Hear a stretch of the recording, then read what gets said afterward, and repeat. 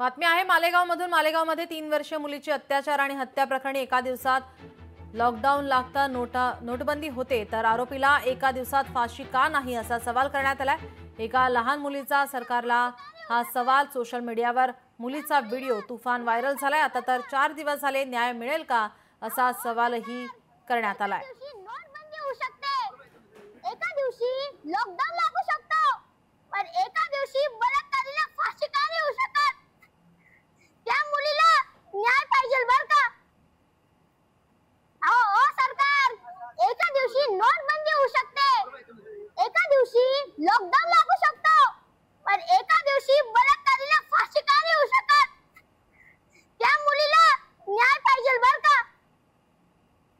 ओ सरकार, एका दिवशी नोटबंदी होऊ शकते, एका दिवशी लॉकडाऊन लागू शकतो, पण एका दिवशी बलात्कारीला फाशी का नाही होऊ शकत? तिला न्याय पाहिजे बरं का? लोकशाही मराठी ऐका, पहा, जागरूक रहा।